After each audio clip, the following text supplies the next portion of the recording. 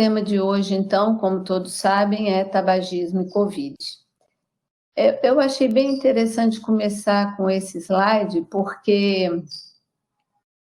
nós não podemos esquecer que as coisas não existem soltas no ar, né? Então, quando a gente fala tabagismo e Covid ou Covid e tabagismo, nós temos que entender o contexto dessa inserção do Covid no tabagismo, né? Como é que esse Covid vai chegar e vai encontrar essa pessoa fumante? E aí eu achei por bem fazer uma revisão do tema com vocês, né? A primeira coisa que a gente tem que ater são as maneiras de fumar, né? São as diferentes maneiras. Então, hoje em dia a gente tem muita coisa assim modificando em termos de opções de uso de tabaco, né?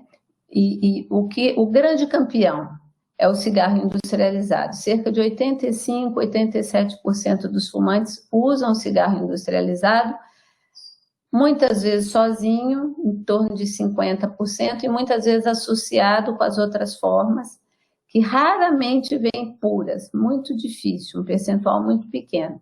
Então, a gente tem o cigarro artesanal, o charuto, o cachimbo, o narguile, né, ou narguilé, e o cigarro tabaco sem fumaça, vamos dizer assim, né, fumaça sem fumaça, que é o mascado, que a gente tem o nome de snuff ou snus, dependendo do modo de preparo dele, mas basicamente é um pó que você masca ou sachêzinhos que você coloca entre a mucosa da gengiva e a mucosa interna do lábio, né? E ali é absorvida a droga.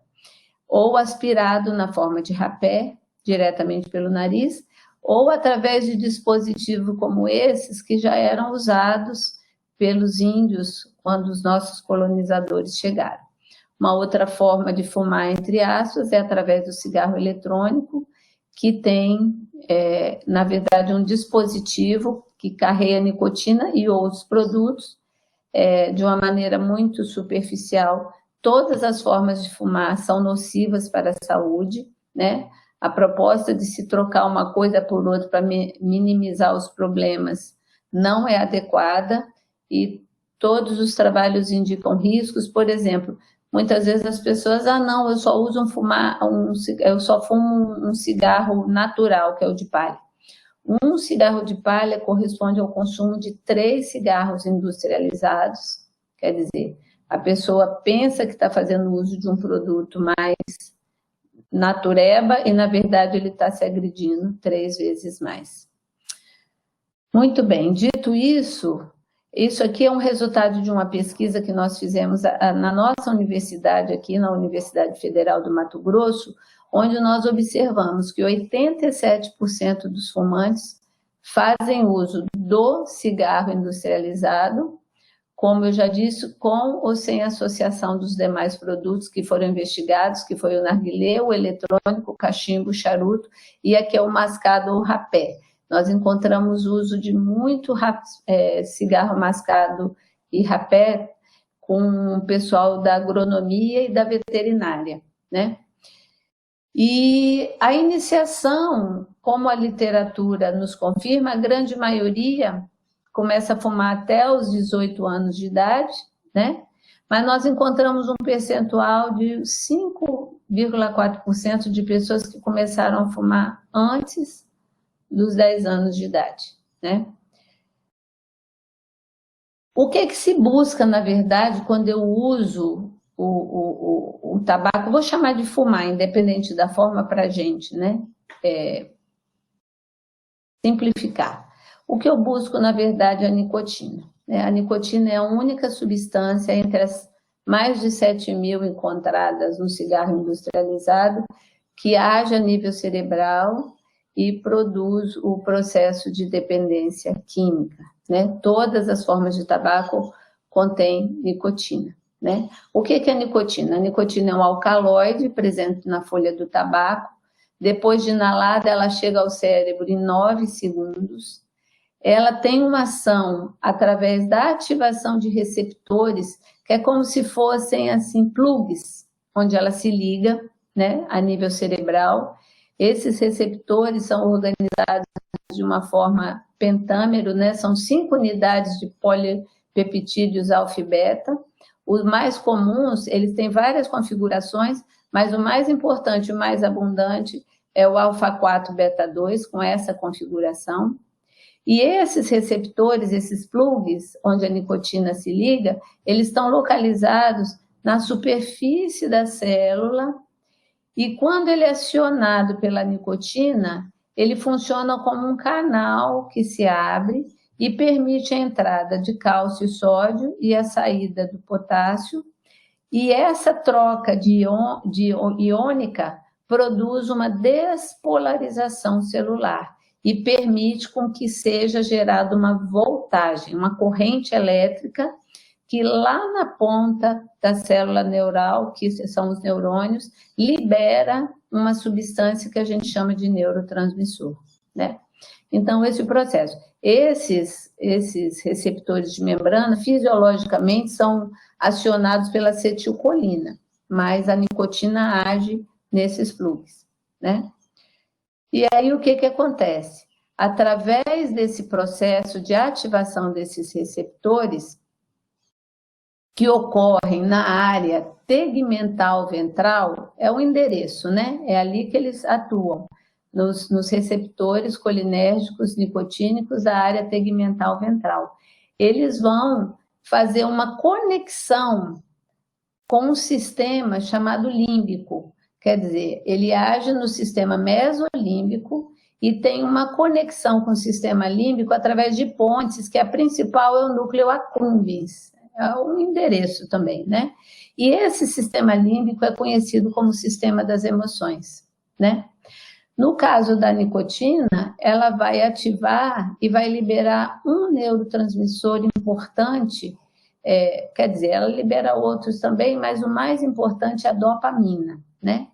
Aí o que acontece? Através da ação dessa dopamina, nesse sistema, nessa região chamada núcleo accumbens, e com conexões com os outros sistemas de emoções, nós vamos ter a resposta prazerosa de fumar, que vem através de um processo chamado reforço e recompensa. Então, a nicotina vai agindo, os plugs vão atuando, a dopamina vai sendo liberada, eu vou sentindo prazer, isso vai gerando mais proliferação de plugs, os plugs vão ficando muito numerosos no cérebro do paciente, né? E a partir dali eles vão requerendo mais droga, parte desses plugs ficam inativos durante a noite, por exemplo, quando a concentração de nicotina é menor, isso estimula a formação de mais plug, mas paradoxalmente, no segundo momento, todos eles são ativados, aí vem aquela fissura, o desejo de usar droga, aí eu uso a droga, que é a nicotina, e aquilo me tranquiliza, e nesse processo a pessoa se torna um dependente químico. Esse processo ele é importante não só para a nicotina, mas também para outras drogas.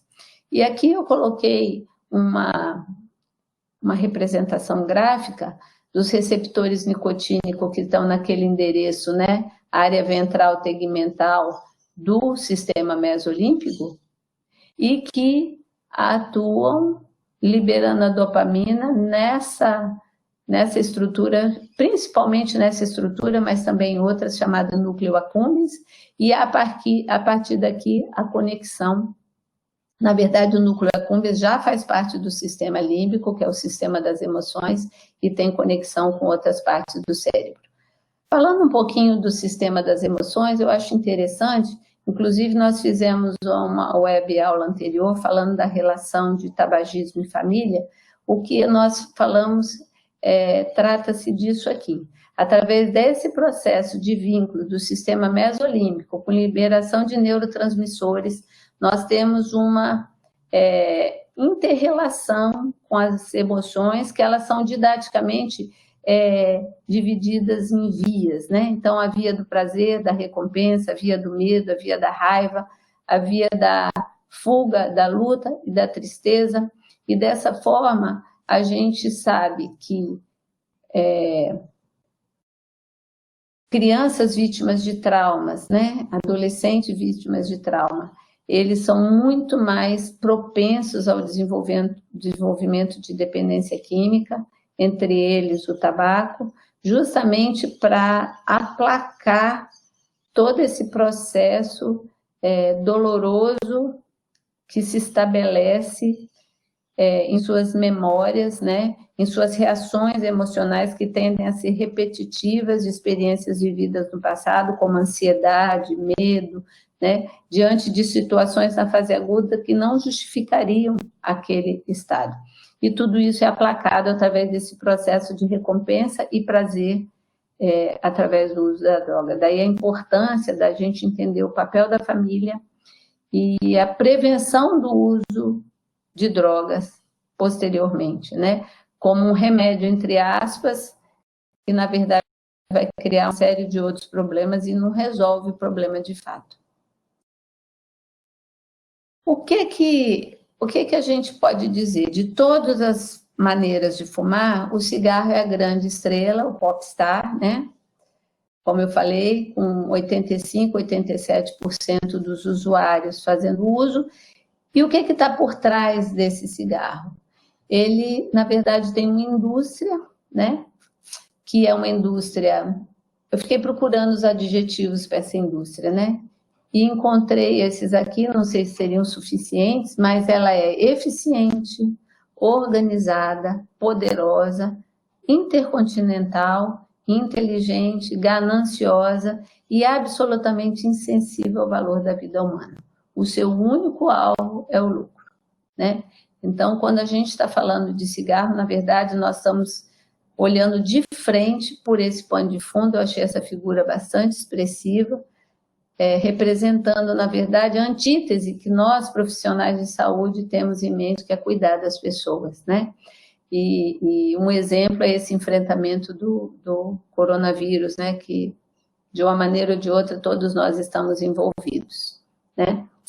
O que nós já sabemos? O tabaco é produzido a partir do processamento da folha do tabaco, é uma monocultura familiar importante no Brasil. A nicotina tabaco é a espécie mais consumida. O Brasil é um campeão de produção, é o segundo maior produtor. Ele oscila entre segundo e terceiro, né? O grande campeão é a China. E por trás disso, como eu falei, essa indústria é uma indústria altamente lucrativa. Essa indústria aqui, a British American Tobacco, que é uma inglesa, ela vendeu 665 bilhões de cigarros em 2016, gerando um lucro de 5,2 bilhões de libras. E a nível mundial, nesse mesmo ano, foram consumidos 5,7 trilhões de unidades de cigarro. Então, nós estamos falando, como diz o outro, money, money, money, money, muito dinheiro, né? O que ainda a gente sabe? Que estima-se que no mundo existem 1,3 bilhão de fumantes diários, maiores de 15 anos, corresponde a 25% da população mundial, obviamente variando muito. O Brasil hoje tem 9,3%, mas tem países como a Rússia e a China que cerca de 50% da população, especialmente os homens, ainda fumam, né? Pesquisa em 177 países de 2008 a 2018, especificamente com adolescentes de 13 a 15 anos, mostrou que já nessa idade, 12% deles já eram usuários regulares, num total de 43,8 bilhões de vidas. Lembrando que o foco da indústria é justamente essa clientela, para substituir os que vão adoecer e falecer, é um processo de doença, e também os que vão cair a ficha e vão parar de fumar a partir, geralmente, dos 40, 50 anos, também a tendência é eles irem parando de fumar, né? E um alerta, né, que o cigarro, juntamente com o álcool, são as primeiras drogas na vida dos usuários de doença psicoativa, E aquilo que a gente já viu, que cerca de 85% começa a fumar antes de 18 anos. Então, é uma fase de vida complicada, onde os adolescentes eles têm aquele senso de poder, de saber o que estão fazendo, saber o que é melhor, uma necessidade de afastamento da família original, uma necessidade de começar a bater asa, e aí ele vai se vinculando a grupos, onde ele vai ter a necessidade de se identificar. Então, mais do que nunca na adolescência, vai valer muito o que foi plantado antes, né, de autoafirmação, de segurança, de valor, né, de senso de pertencimento à família, né? Quando ele for desafiado ao uso de substância psicoativa, ele tem um bom motivo lá atrás para não aderir, né? Continuamos o que ainda sabemos. Eu coloco o cigarro como serial killer, controlado por uma indústria serial killer também, extremamente assassina. Isso aqui é uma assertiva acerca do serial killer, os serial killers são muito diferentes dos assassinos comuns. Há quem mate por dinheiro, há quem mate por raiva, mas eles estão livres de qualquer tipo de sentimento ao escolher uma vítima. Eles só têm interesse em acabar com a vítima. Então, por que eu faço essa afirmação de que o cigarro é um serial killer? Porque o cigarro é uma coisa totalmente maluca. Ele é o único produto legalmente comercializado, ele tem lugar na prateleira, tem registro, paga imposto, mas que tem o potencial de matar 50% dos seus usuários. Então, é uma coisa completamente incoerente, né? Até porque naquele processo lá atrás de que é uma indústria que dá muito lucro e, portanto, ela paga muito imposto, e que o Brasil é um grande produtor e isso é muito importante para o PIB, mas lá na frente essa conta perde quando o país vai gastar cuidando desses pacientes. É tipo assim, o imposto recolhido é cerca de 1/5 do que é gasto para se cuidar das pessoas doentes por aquelas 36 doenças relacionadas ao tabaco, né?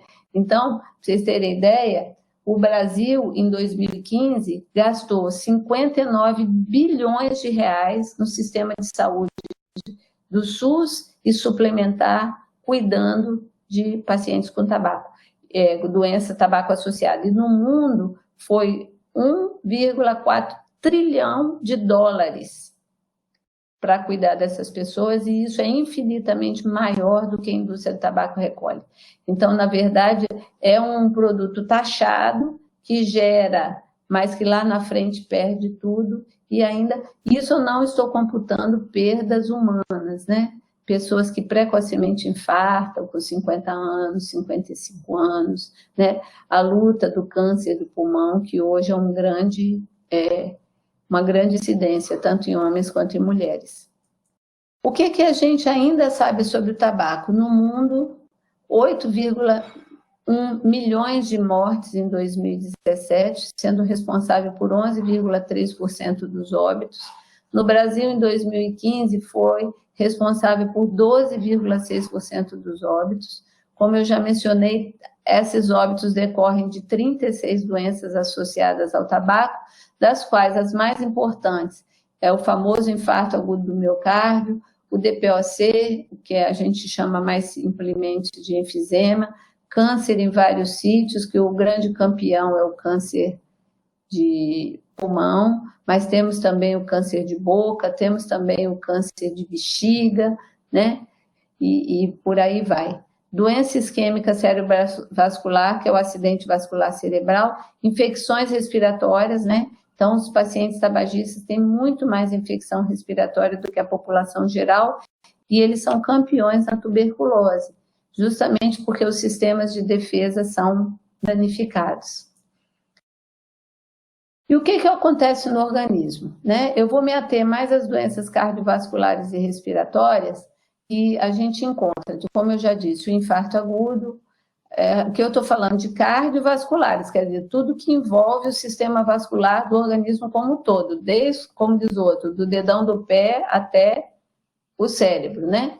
Então, a gente tem infarto agudo, tem o AVC, tem a doença arterial periférica, que é a obstrução das artérias da perna, está associado com demência e doença de Alzheimer, associado com trombose venosa profunda e tromboembolismo pulmonar. E a nível de pulmão, a doença pulmonar obstrutiva crônica, que a gente chama de DPOC, a maior incidência de asma, e a asma também mais grave, o câncer de pulmão e infecções respiratórias.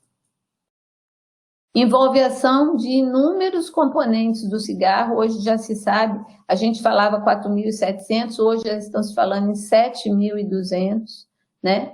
Entre os quais a nicotina, o monóxido de carbono, compostos oxidantes químicos, acroleína, metais pesados, hidrocarbonetos aromáticos policíclicos.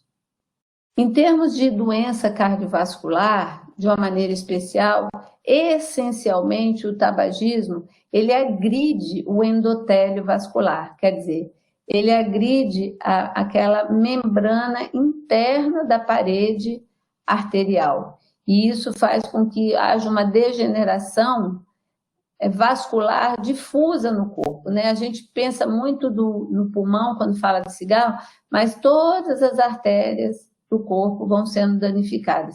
Por isso que existem doenças diversas. Por exemplo, a incidência de diabetes é maior em quem fuma, por causa do dano ocasionado a nível de pâncreas, pelas artérias pancreáticas, né? E por aí vai. O produto final é uma alteração do equilíbrio, porque tem todo um equilíbrio para o funcionamento do vaso, né? E isso gera uma alteração envolvendo trombose, aterosclerose e aí as doenças já mencionadas.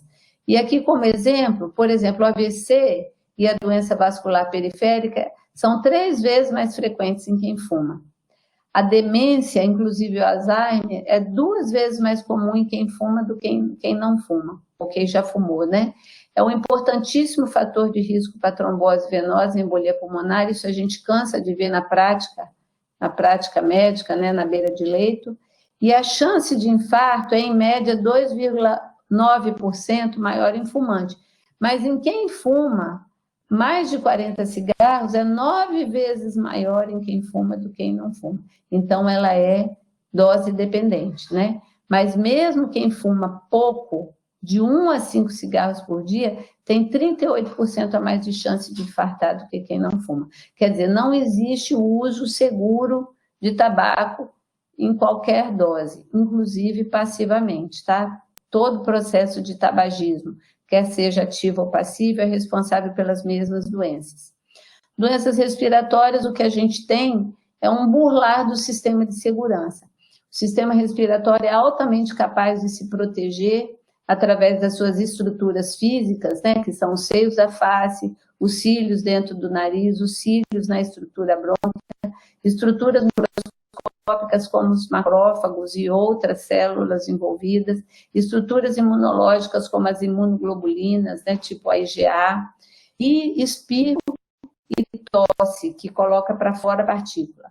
O cigarro ele é capaz de danificar e burlar esses processos de defesa, então, sabidamente, os fumantes são campeões de infecção respiratória, quer seja de via aérea superior, né, a sinusite, quer seja de via aérea inferior, onde a gente tem bronquiolite, bronquite, pneumonia, como eu já falei, tuberculose, é muito comum.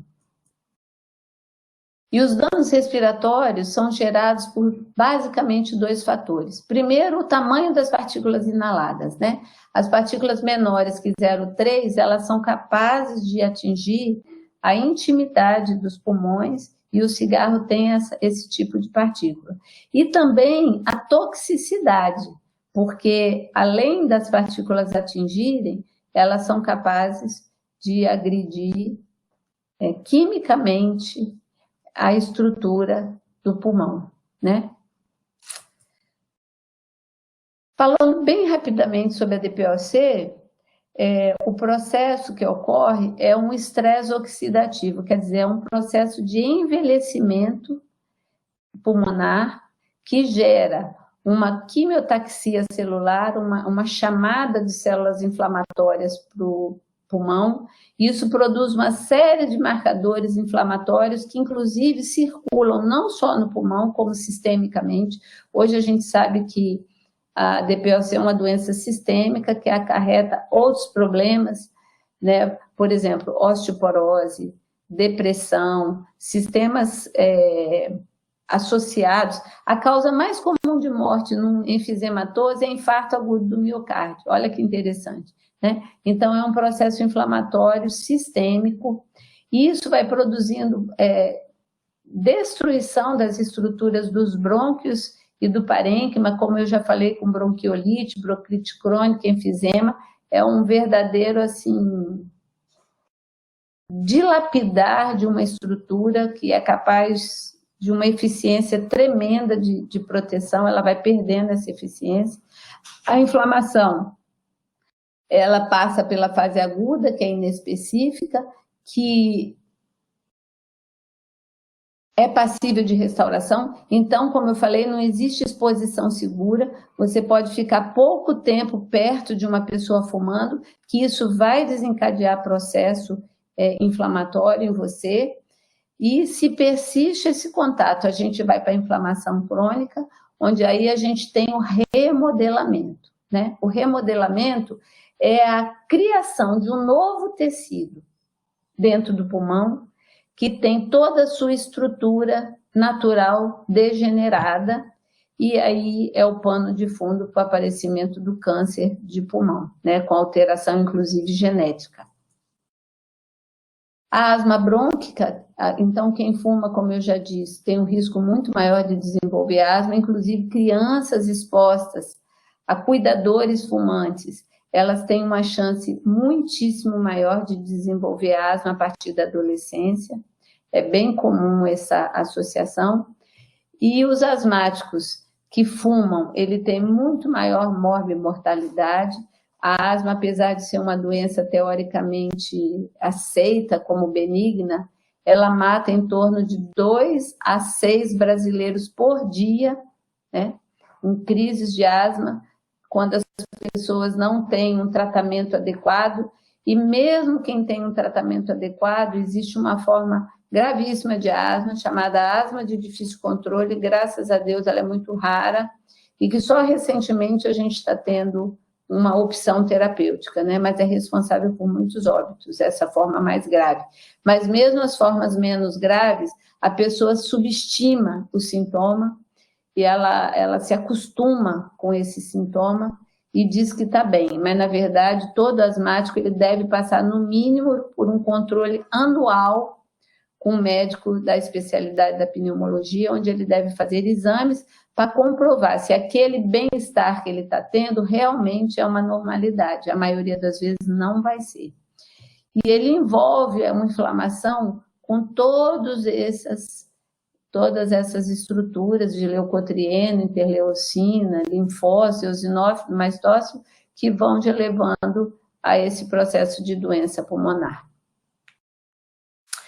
E aí a gente entra propriamente no tema da aula. Eu pergunto para vocês, com tudo isso que nós acabamos de uma forma bem rápida de revisar, como você acha que o COVID, que aliás o SARS-CoV-2, que é o vírus, que produz a COVID, que é a doença, né? Como é que você acha que esse vírus vai encontrar essa estrutura pulmonar? Totalmente danificada, comprometida, com defesas alteradas. E aí a gente vai ver que as consequências são muito mais graves do que para quem não fuma. Eu fiz essa série de pontuações aqui para chamar a atenção. Esse é um documento da União Internacional contra a Tuberculose e Doenças Pulmonares. Inclusive, se vocês acessarem esse documento, vocês vão ver inúmeros artigos de referência, onde a gente vai ver o seguinte: apesar das muitas dúvidas que ainda temos, sabemos que as pessoas com doenças crônicas não transmissíveis, que a gente sabe que é o DST, né, hipertensão, diabetes, obesidade, parecem ser mais vulneráveis a apresentar um quadro mais grave de COVID e morrer, né? Então, isso é o que parece, né?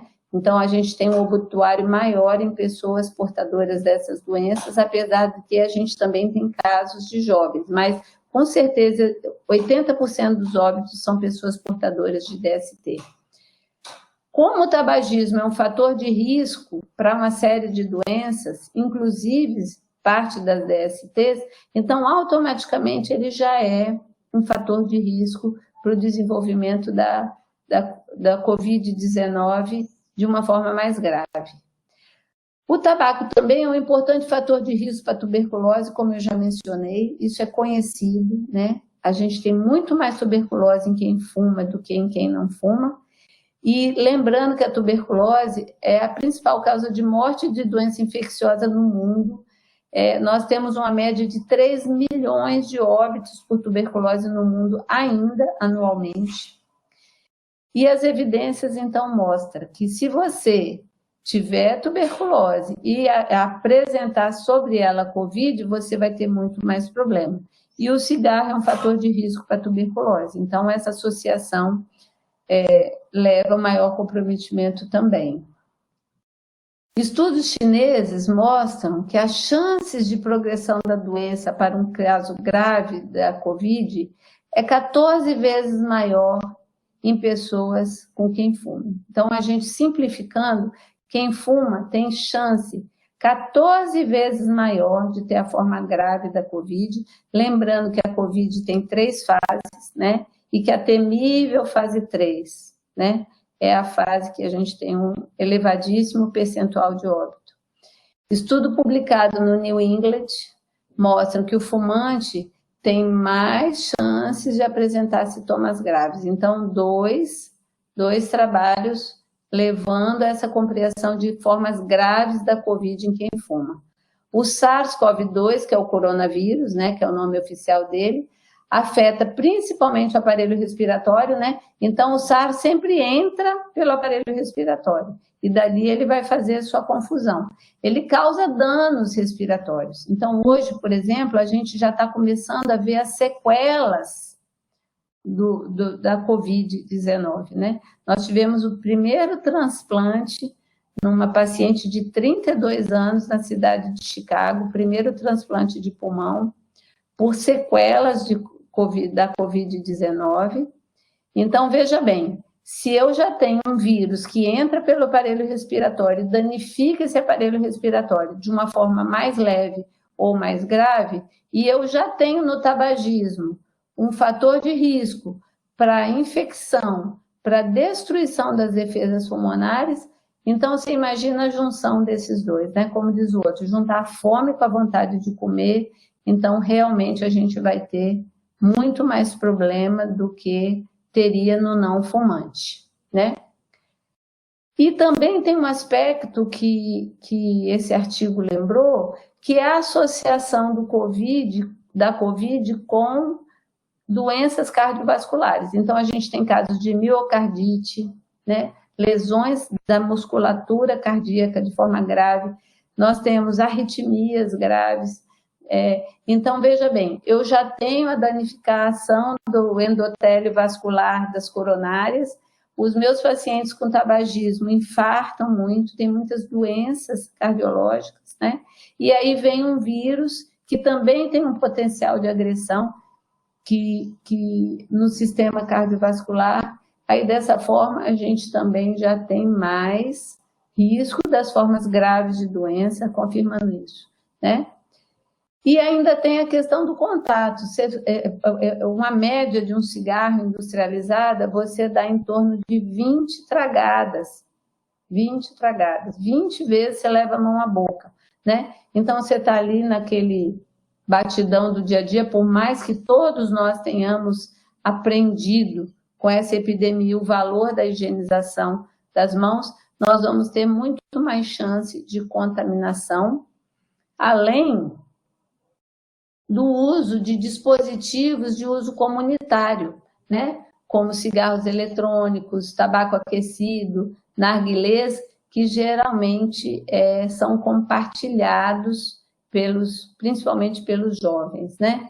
Então, a gente tem um risco muito maior de contaminação. E eles fizeram uma observação nos Estados Unidos, onde o uso de cigarro eletrônico é liberado, né, que até 20% das pessoas hospitalizadas tinham só entre 20 e 44 anos de idade.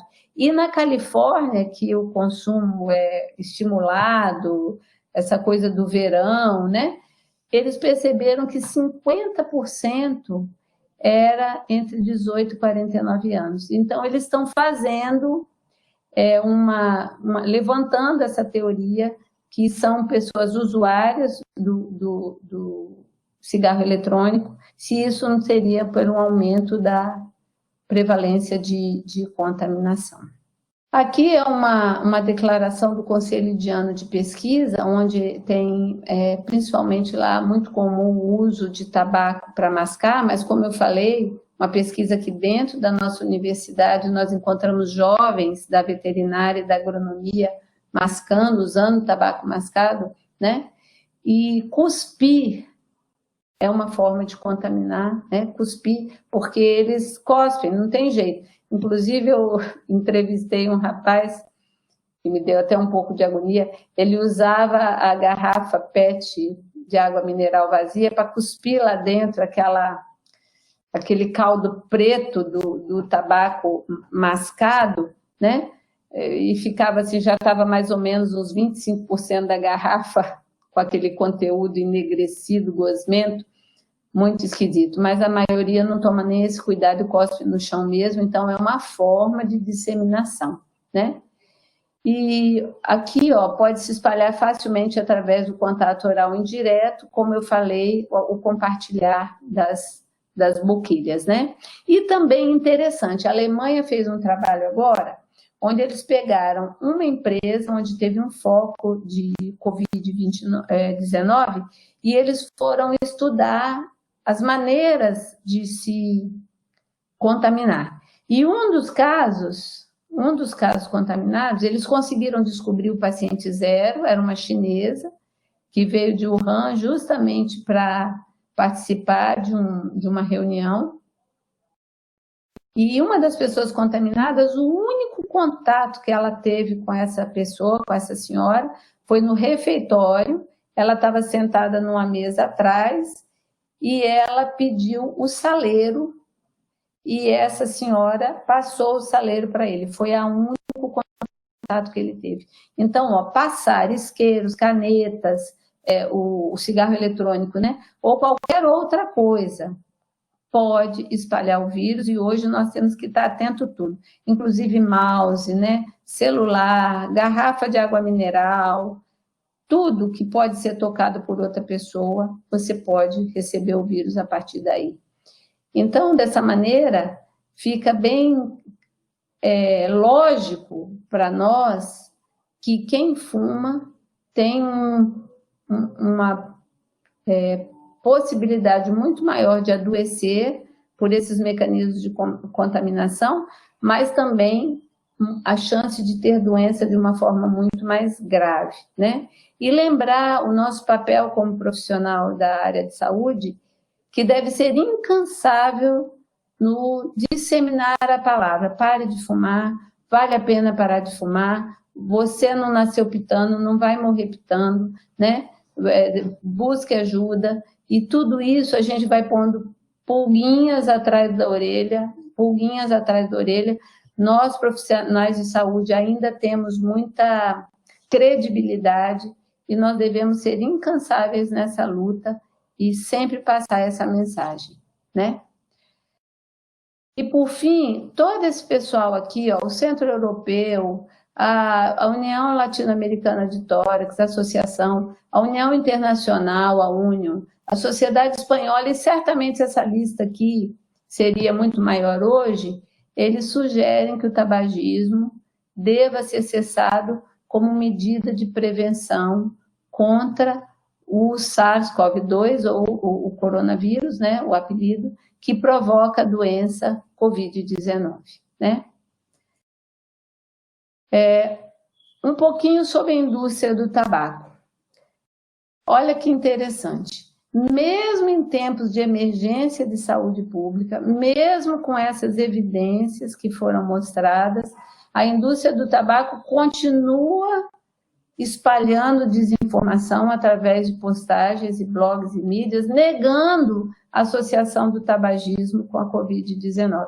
Quer dizer, é aquela coisa do serial killer, não existe nenhum sentimento de proteção contra a vida, né? Mesmo que haja indicativos de que o tabagismo acarrete todos esses danos, em nenhum momento eles, pelo menos, fiquem quietos. Não, nem quietos eles ficam. Eles falam, de jeito nenhum, fumar não tem nada a ver. Inclusive, assim, mencionando a possibilidade que a nicotina protege, né, contra a Covid-19, eles são absolutamente frios no modo de pensar e nem sequer se cogita em rever o negócio, no sentido de mudar de ramo. Pelo contrário, eles vão buscando outras maneiras de fumar, como a gente tem assistido, né, para atrair e manter a clientela, né?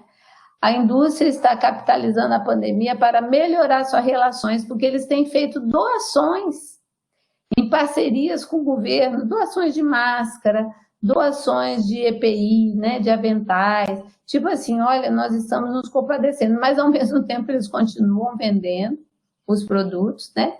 E na Itália foi um exemplo muito interessante de lobby, porque durante a quarentena, onde só os serviços essenciais ficaram abertos, eles permitiram que as tabacarias ficassem abertas, tendo o reconhecimento de um serviço essencial. Só para vocês entenderem o poder da indústria, a influência da indústria, a gente está falando assim, muito dinheiro envolvido, políticos envolvidos, leis que favorecem. A gente tem visto muito isso no Brasil em vários exemplos, inclusive do mercado automobilístico, né, de favorecimento com medidas de exceção, mas a gente sabe que existe um poder muito grande de interferência através da política no estabelecimento das prioridades. Esse aqui é um exemplo, né? Nós tivemos um outro exemplo aqui no nosso país, que foi a liberação das lojas de chocolate na Páscoa, que ficaram apinhadas de pessoas, de multidão, comprando ovo de Páscoa em plena quarentena, né? Eu gosto muito dessa imagem, porque essa imagem, ela fala muito por si só, aliás, as imagens falam muito por si só, né? E a gente que lida muito com esse problema, a gente vê a dor, né? Os estudos mostram que cerca de 90% dos fumantes não desejam fumar, mas como lá atrás eles começaram a fumar na adolescência, então eles acabaram se envolvendo e se tornando dependentes químicos, e cabe a nós mantermos essa luta constante de estimulá-los a parar. Não tem cessação de tabaco sem que a pessoa queira. Às vezes chega a mãe levando o filho, uma esposa levando o marido levando a esposa, não adianta. O fumante tem que vir quando ele se posiciona contra o tabaco. E aí eu me lembrei dessa frase de Martin Luther King, com ela eu encerro a apresentação: o que me preocupa não é o grito dos maus, mas o silêncio dos bons. Quer dizer, enquanto a indústria grita, né, nós não podemos nos silenciar, né? Eu estive num congresso uma vez em Berlim e eu fiquei muito impactada com um outdoor que eu vi em todos os pontos de ônibus. Eles tinham o mesmo outdoor em versões diferentes, onde eles colocavam assim, meio à distância, um grupo de jovens de classe social mais elevada, todos fumando, e meio à sombra, assim, escondidinho, assim, meio de lado, um jovem visivelmente empobrecido, e eles falando assim, você pode chegar lá, né? Então, assim, é uma questão absolutamente indecente, imoral, né?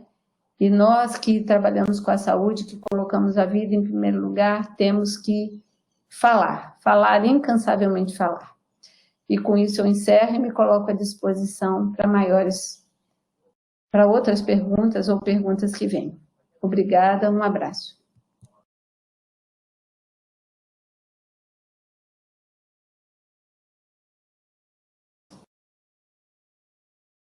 A Luzimere coloca que todos os fumantes devem tentar deixar de fumar não apenas pelos motivos citados, mas também para reduzir os gastos com o consumo do tabaco, aumentar sua qualidade de vida e a expectativa de vida. Essa colocação é extremamente interessante. Eu participei da cessação de tabagismo de um paciente nosso do ambulatório do Júlio Miller, e no acompanhamento dele com as doenças crônicas pulmonares desenvolvidas, ele chegou para mim e falou: doutor, eu estou há 1 ano sem fumar e eu caprichosamente guardei todos os dias o dinheiro que eu gastaria com cigarro. E eu vim dizer para a senhora que eu comprei à vista uma geladeira para minha casa. Então, eu achei assim o máximo, achei muito interessante essa visualização dessa questão, né? O cigarro faz o fumante um grande perdedor, né? Perdedor de saúde e perdedor financeiro também. Maria Cristina fala que a luta contra o tabagismo é um grande desafio, com certeza, e nós, como eu disse, nós temos que ser incansáveis, independente da área que nós atuemos, nós temos esse poder de influenciar. Eu vou colocar, eu achei o dado que eu queria sobre aquela questão, eu recebi ontem de um paciente, ela colocou assim: estou sem fumar há 1.096 dias, eu evitei o consumo de 21.923 cigarros e economizei R$10.139, né? Eu achei muito... É claro que ela é super organizada, né? Mas você vê que realmente tem uma expressão além do ganho de saúde, né? A Letícia está falando que a influência familiar é um dos maiores desafios para a aceitação do paciente quando o assunto é parar de fumar. Eu tive vários pacientes que relataram o hábito desde os 8 anos de idade devido à vivência como familiar. De fato, quando o primeiro da família vai parar de fumar, é uma luta inglória, porque eles se reúnem, fumam juntos, mas ele tendo essa força de vontade, ele provavelmente vai levar que outros parem, porque, como eu falei, cerca de 90% dos fumantes não querem fumar. A Érica está perguntando sobre mascar a folha do tabaco. Alguns povos tradicionais utilizam folha como é natural. Dessa forma, está ok? Não, não está ok, porque além de substâncias que são... A folha do tabaco, o tabaco mascado, ele tem um pH alcalino que permite a absorção das substâncias pela bochecha, que o outro tabaco, que é usado no queimado, não tem.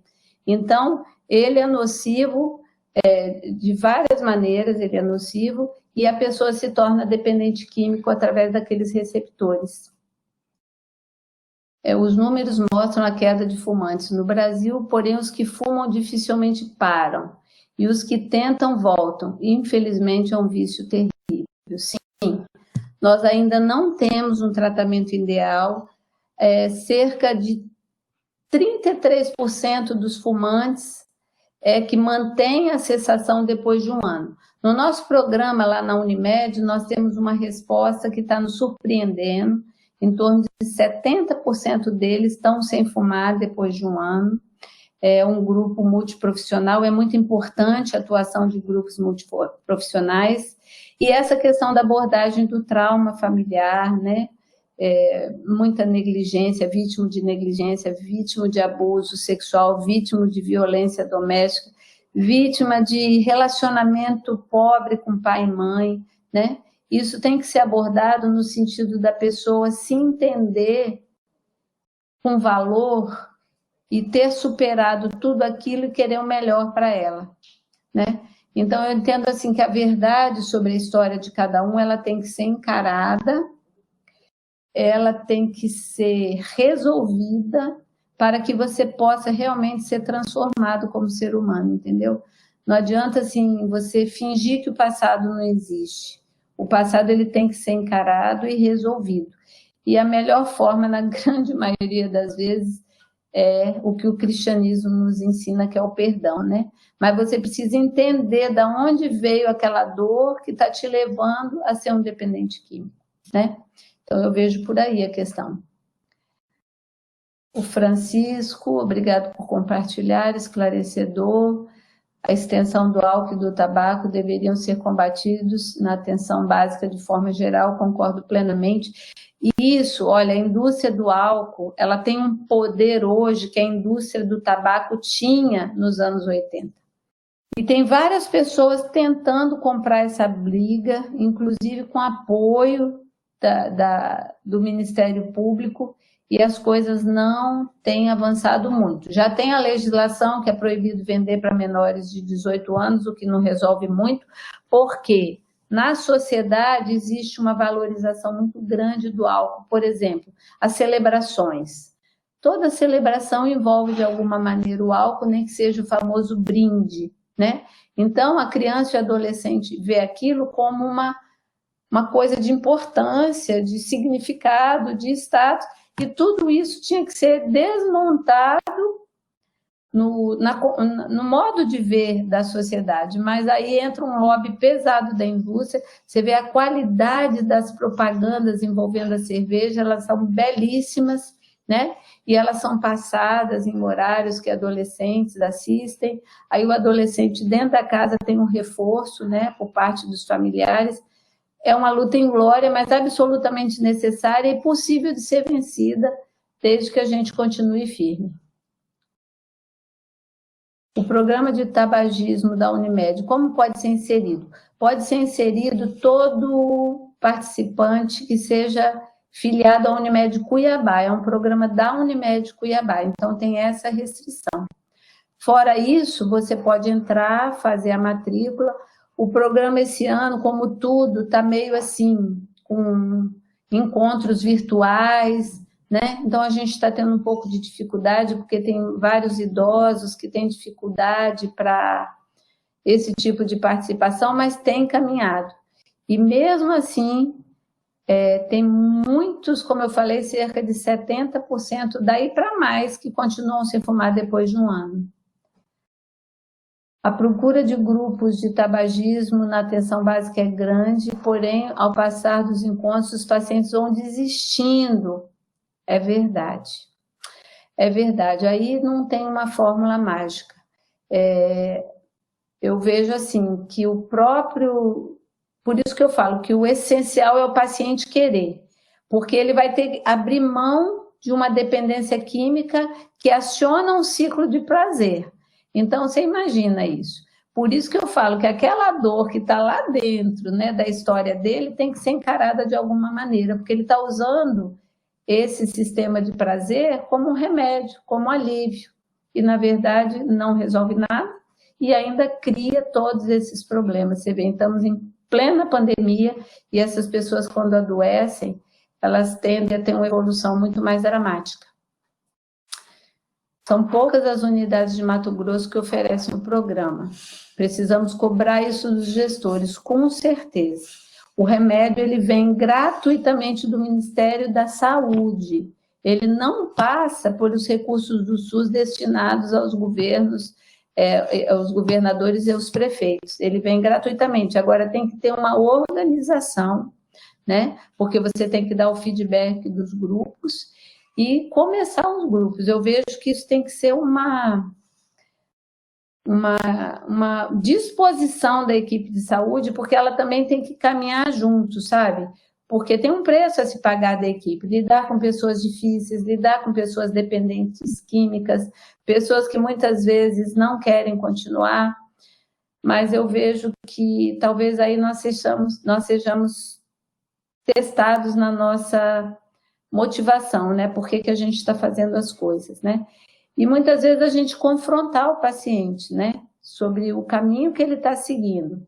E não só assim, o senhor quer fumar, deixa para lá. Mas o senhor quer fumar, o senhor vai passar por isso, por isso, por isso. E nós estamos aqui para te ajudar, né? A Elza agradece a abordagem e diz que é coordenadora do grupo de tabagismo de Novo Santo Antônio, aqui em Mato Grosso. Opa! E está sendo muito válidas as informações diante dessa pandemia relacionada ao uso do tabaco. Ótimo. A Elza coloca também brilhante fala sobre essa dependência na questão emocional, do histórico familiar. Eu acredito também no enfrentamento do que se acredita toda a vida e acredito na reconstrução desses pensamentos para ajudá-los de qualquer forma. Parabéns. Muito obrigada. Eu acho que isso é fundamental, sabe? A gente estimular as pessoas a encontrarem a força que tem dentro delas, para elas não continuarem sendo as mesmas pessoas de sempre e trilharem um caminho de fracasso. Porque, na verdade, essas famílias que não imprimiram valor nessas crianças, e eu não estou falando de pobreza, não, eu estou falando de relação de pai e mãe com filho, isso, a pessoa tem que entender que ela foi uma sobrevivente, uma vencedora em vários aspectos na vida, e nós devemos estimulá-la a esse enfrentamento e a galgar outros sonhos da vida dela, né? Que ela não precisa ficar à mercê daquela crença mentirosa lá do passado por pessoas que não conseguiram passar esse senso de valor que ela tem, né? E como cristã que eu sou, eu vejo assim o quanto que Deus nos ama ao enviar o Filho dele, né? Que a gente comemora, acabamos de comemorar o Corpus Christi, né? Essa coisa de que o ser humano é valoroso, isso é que faz diferença, né? Isso é que faz diferença de fato. A Juriane coloca também que, infelizmente, são poucas as unidades de Mato Grosso que ofertam o programa de tabagismo. Precisamos cobrar isso dos gestores para que sejam instituídas em mais unidades. Em Sorriso, os dentistas da rede assumiram o programa e têm tido bons resultados. Que ótimo, que notícia maravilhosa, excelente. Eu acho isso mesmo. A gente tem que ser versátil, criativo e o foco no nosso objetivo, né?